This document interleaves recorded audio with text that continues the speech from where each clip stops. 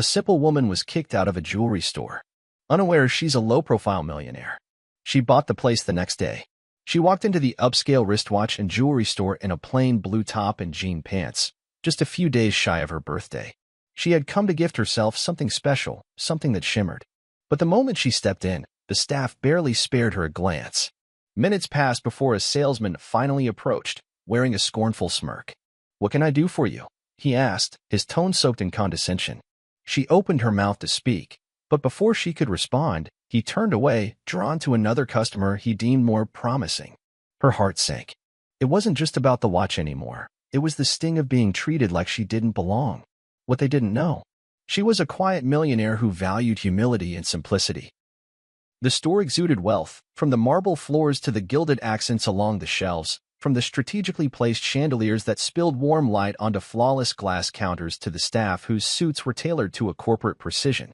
Each timepiece was more than just a watch. It was a statement, a story wrapped in stainless steel or rose gold, ticking behind sapphire crystal. And amid all this glitz, Becky stood out, not because of any flaw or disruption, but because she didn't shine the way they were used to. Her beauty was understated, her energy gentle, her movements unhurried.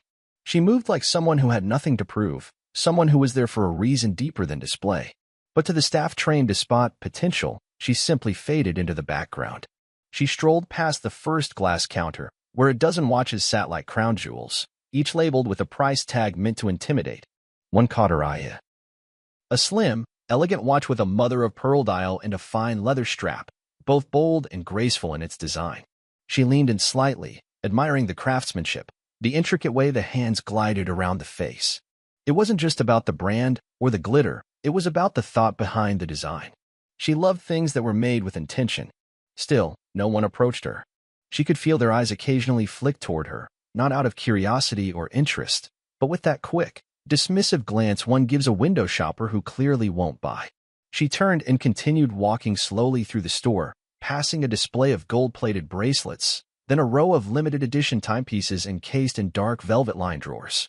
Her footsteps were soft, her presence quieter than the low instrumental music humming through the speakers. She didn't need to be loud. Her life had taught her that real power doesn't always come wrapped in noise. As she reached the center of the store, where a large circular counter stood like a throne surrounded by loyal subjects of diamond-encrusted accessories, she paused. It was then that one of the salesmen, a tall man in an overly starched shirt and glossy shoes, finally decided to engage. He approached, his expression unreadable but his energy unmistakably cold. He looked her over quickly, as if scanning her outfit for a brand logo that might redeem her appearance. "What can I do for you?" he asked, the smile on his lips failing to reach his eyes. His tone was professional, but only just. She sensed the pause before his approach, the hesitation, the subtle calculation of whether she was worth the time. She had just begun to reply, her voice calm and warm. "I was hoping to see some of your," when a sharp movement caught the salesman's attention. A woman in red stilettos and an expensive designer bag had entered the store, her perfume announcing her presence before her heels clicked on the polished floor. Without a word of excuse, without even an acknowledgement of interruption, the salesman turned his back and walked away, leaving Becky mid-sentence, mid-thought, mid-moment. He greeted the other woman with a smile that was suddenly full of light, ushering her toward the display case with an enthusiasm that had been so blatantly withheld just moments before. Becky stood still for a second, processing the moment not with outrage, but with that deep, silent ache of invisibility. The sting wasn't new.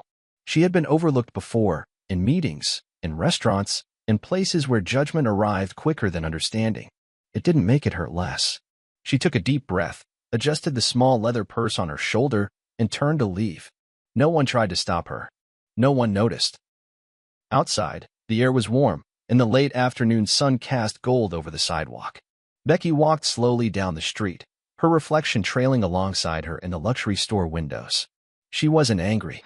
In fact, she was grateful. Life had always shown her what people truly valued, and this time, it had handed her a crystal-clear lesson. She had spent years building her business, one quiet deal at a time. Real estate, tech imports. Always under the radar, always letting the spotlight shine on others while she focused on the numbers.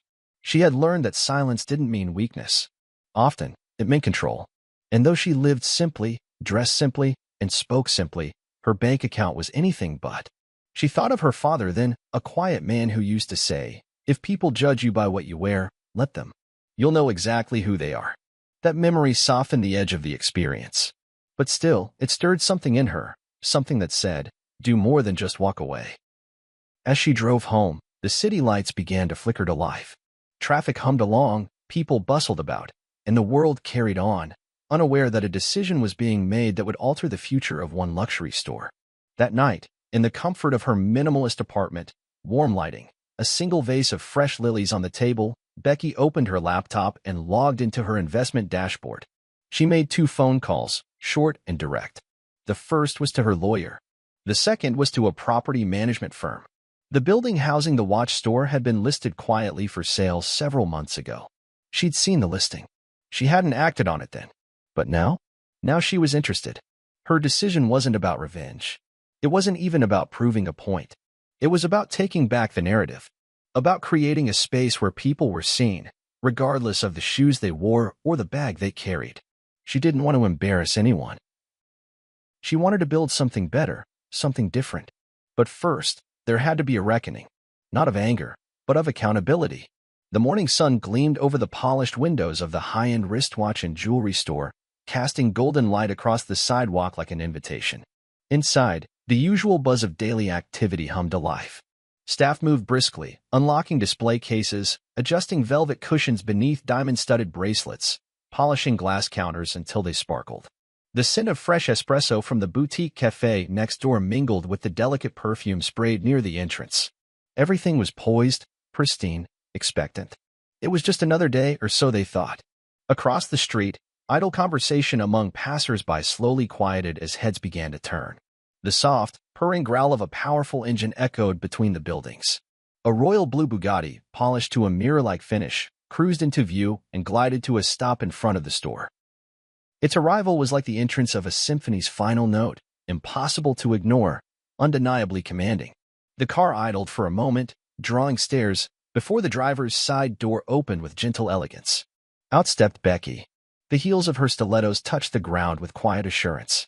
She wore a sleek, fitted black dress that hugged her figure without demanding attention, elegance in its purest form. Her hair was pinned in a low, glossy chignon, not a strand out of place. Around her wrist shimmered a single, tasteful watch, one of quiet sophistication, not flashy indulgence. She wore confidence like it was woven into the fabric of her very being. Her walk was poised, deliberate, and unhurried, not because she needed time to think, but because she owned the space now literally and figuratively. From inside the store, a few of the salespeople noticed her first, nudging each other with raised brows and curious expressions. The woman looked familiar, but in a store that served celebrities and socialites, familiar faces were common. Yet something about her, the car, the calm in her stride, the absence of any need to impress, something felt different. The manager, Mr. Clark, was already halfway to the front entrance when the suited man emerged from the passenger side of the Bugatti, holding a black leather folder against his chest like a sacred text.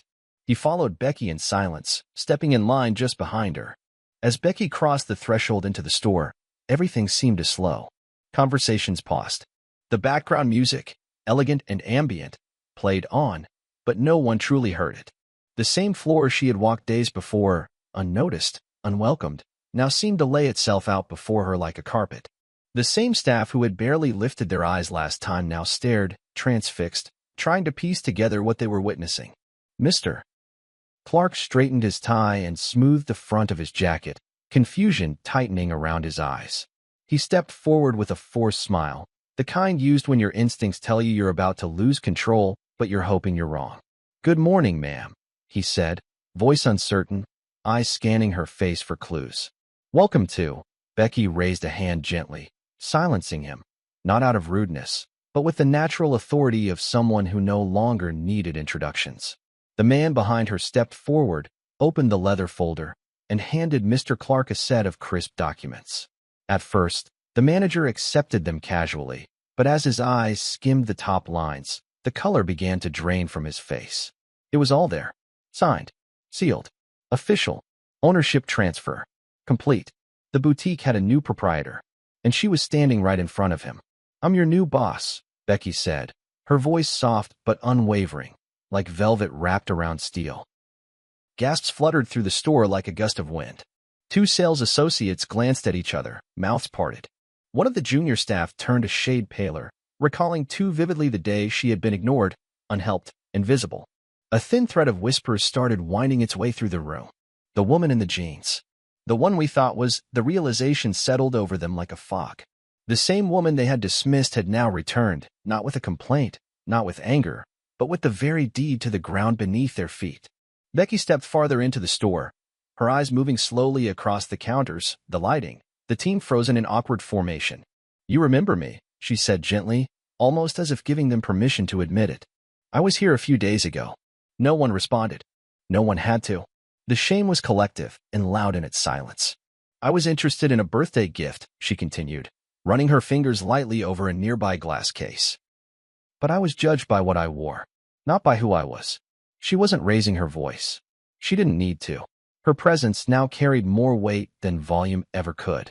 Mr. Clark opened his mouth to speak, but there were no words that could dress up what had happened. Nothing that would excuse it. Becky didn't let him struggle long. She turned to the man beside her, gave a small nod, and he began handing sealed letters to the staff, termination notices. One by one, they accepted the envelopes, eyes wide, breath caught. For some, it was disbelief. For others, a slow-burning understanding of consequences long overdue. Still, Becky didn't gloat.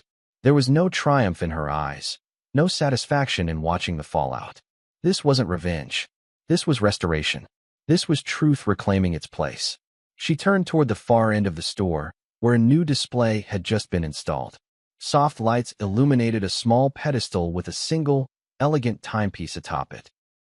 She approached, looking down at the watch, not for its diamonds or its brand, but for the artistry, the silent rhythm it kept, ticking away, no matter who noticed. Behind her, the manager tried once more. "We're sorry," he said, softly, his pride barely stitched together. "We didn't mean." She faced him again, calm as the dawn. "You did mean it. That's the point." And with that, she gestured toward the entrance, signaling the end. Mr. Clark hesitated for a moment, then walked out without another word, the door clicking closed behind him. Becky looked around the store, breathing in the silence left behind. A few customers who had wandered in during the scene watched from a respectful distance, unsure whether they had witnessed drama or destiny. She smiled at one of them, a young woman in sneakers and a hoodie who gave her a small, knowing nod.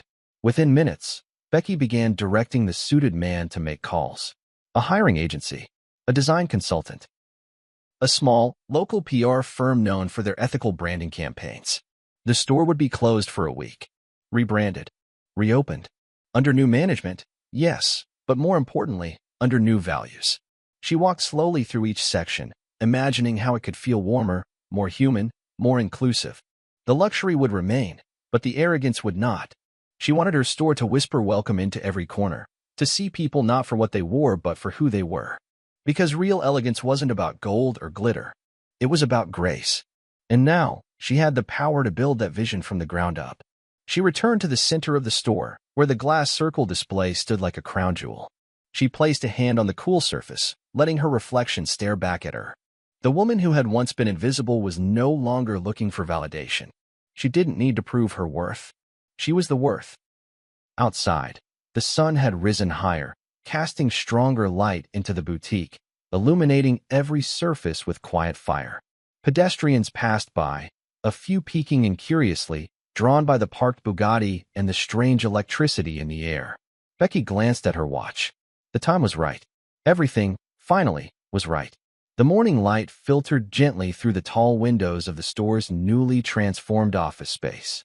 The once sterile white walls had been repainted in soft earth tones, calming and elegant, and the sharp metallic fixtures had been replaced with warm, ambient lighting that danced across soft wooden floors and subtle gold accents. It no longer felt like a place meant to intimidate. It felt lived in, intentional, welcoming. The heart of the store had shifted, and the energy inside reflected it. Becky sat at her new desk in the corner of the space that had once been little more than a managerial bunker. It had since been turned into an extension of the showroom, curated with refined simplicity, an open area where luxury met soul. Her desk, handcrafted from dark walnut wood, bore no logos, no nameplate, No show of status. Only a single, smooth ceramic cup of black coffee, steam curling upward like a slow-moving whisper, and a small framed photo of her and her father, taken long before her wealth was earned, long before the world learned her name. Around her, the quiet sounds of a new beginning unfolded like the rustle of fresh pages being turned. New staff moved with calm professionalism, diverse in appearance and energy, yet united by something deeper. They greeted each other with sincerity, helped one another with ease, and handled each item in the store with care, not just because it was expensive, but because it meant something. These were not people hired for their appearance, or their pedigree, or their proximity to privilege. They were chosen for their heart, their eyes that met others without judgment, and their desire to serve, not perform. Becky watched them quietly, her fingers curled around the warmth of her coffee mug. She didn't speak much in these moments. She liked to observe the way someone adjusted a display case to catch the light just right, or how another gently corrected a misaligned price tag without being asked. These small actions spoke volumes. The store was becoming what she had always imagined it could be, not just a business, but an experience, a place where people came to celebrate their own milestones and where no one was made to feel less than. She stood slowly, setting down her cup and walking with graceful purpose across the room. Her heels made no harsh sound on the wood, only a soft, rhythmic click, like a clock counting moments rather than minutes. As she approached the jewelry section, the staff instinctively parted, not in fear or forced respect, but with the quiet awareness of her presence and the pride they felt in working for her. She smiled at one of the new hires, a young man in his 20s with sleeves of ink on his arms and a gentleness in his voice that clients had already begun to compliment. He returned her smile, nodding slightly before returning to his work with a vintage ring display. The jewelry section had been reimagined too. No longer cluttered with overwhelming glitz, it had been arranged more like a gallery, each piece given space to breathe, to speak for itself. Necklaces with quiet stories, rings that looked like promises, bracelets with subtle rebellion in their design, and watches, dozens of them, each more than just a timekeeper, each a reflection of a person's pace, their presence, their pride. Becky's eyes landed on one particular watch, slim, silver, and delicately detailed. The face was a gentle cream tone, with rose gold hour markers and a single diamond embedded where the 12 would be. The strap was soft Italian leather, the stitching fine and flawless. It wasn't loud. It wasn't begging to be noticed. But it was beautiful. In its quiet strength, it mirrored her perfectly. She reached for it, lifting it from its resting place with both care and certainty. Attached to it was a small, handwritten tag, not from a designer, not from a brand, but placed there intentionally by one of the staff who had caught wind of what this purchase would mean. To me, from me. Happy birthday. Becky smiled, a soft, almost wistful curve of her lips. She turned the watch over in her hand, feeling the smooth leather against her skin. She didn't need anyone else to celebrate her today. She didn't need champagne or a crowd or an extravagant gift from someone trying to impress her. This watch was a celebration of her journey, her strength, her quiet refusal to let the world define her by appearances. It was a symbol of time, not the minutes she had lost being dismissed, but the years she had claimed in becoming who she was. She fastened it around her wrist slowly, her fingers practiced and gentle. When it clicked into place, it felt like more than a watch. It felt like a crown. Across the room, her assistant approached with a light knock on the glass door. Becky looked up. "You have a few minutes before the ribbon cutting," the assistant said softly. "Would you like to speak to the staff before we open?" Becky nodded and walked toward the main showroom, her newly adorned wrist catching the morning light as she moved. The staff gathered quickly, forming a semicircle near the entrance. The display windows were covered with rich velvet curtains, waiting to be pulled aside. The grand reopening hadn't been advertised beyond a quiet post on the store's social page, no influencers, no press releases. Becky believed that the people meant to find her store would find it not through noise, but through trust. She looked at her team, a group of individuals she had chosen not by resume alone, but by how they made people feel. People who remembered names, who listened without assumption, who cared about the human story behind each purchase. "I just want to say thank you," Becky began, her voice soft but resonant. "This place, it used to be about image, about the illusion of worth. But we've changed that, and we'll keep changing it. This store isn't just about luxury. It's about truth, about honoring people for who they are, not how they present. Every customer who walks through those doors should feel seen, valued, respected, not just because they might spend money, but because they showed up. The staff nodded, some with subtle emotion in their eyes. They understood. They had felt it too, in other places, in other lives. And now they were part of something healing. The assistant handed Becky a small pair of gold scissors, the kind meant for ceremonial moments, polished and symbolic. She stepped toward the curtain, took one final breath, and with a graceful snip, revealed the storefront to the world again. The velvet fell away. Light flooded in. Passers-by paused. A couple nearby leaned into the window. And soon, the doors opened, slowly but surely, with footsteps echoing into the space. Customers entered, some with curiosity, some with intention, but all were welcomed with warmth, not pretense. As the showroom filled with conversation and admiration, Becky stepped back into her office-turned-gallery space. She returned to her desk, now surrounded by quiet elegance, and picked up her coffee again, still warm. From the vantage point at the corner window, she could see nearly every part of the store. She watched as her team greeted guests with genuine smiles, explained the stories behind the pieces, offered water without being asked. She saw people linger, laugh, look, and more than that, feel. Her gaze drifted down to her watch once more. It ticked on, its rhythm steady. She thought of how time had once been something she chased, deadlines, dreams, the next level of success. But now, time was her companion, her witness. It had brought her full circle. A gentle knock interrupted her thoughts. It was the same young man with the tattooed sleeves. He held a tray with a single slice of cake on it, chocolate, with a single lit candle. "We thought you should still get a birthday wish," he said, a bit sheepishly. Becky blinked in surprise, then smiled truly, deeply. She stood, took the plate, and looked at the small flame dancing just slightly in the air-conditioned breeze. She didn't close her eyes to wish. She didn't need to, because she already had everything she wanted. As she blew out the candle, the screen of her mind faded into a memory, a younger version of herself standing outside a store just like this, unsure, unacknowledged, but filled with quiet hope. That girl hadn't needed to change. The world had just needed to see her clearly. Now they did. And as the camera in the mind's eye slowly panned outward, rising above the showroom, capturing the light, the people, the pieces, the peace, a voice echoed gently in the space between silence and reflection. Never let anyone make you feel small. Your worth is not in their eyes. It's in your own. If you enjoyed this story and the journey of Becky, her quiet strength, her powerful return, and the elegance with which she claimed her crown, don't forget to like this video and subscribe to the channel for more inspiring narratives like this. We'd love to hear your thoughts. What did you feel when Becky walked back into that store in her royal blue Bugatti? How did the ending make you feel?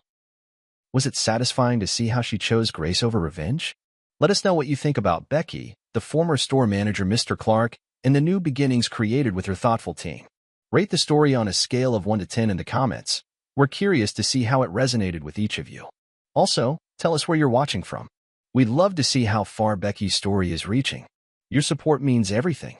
This is just one of many powerful stories we'll be telling here. Stay tuned.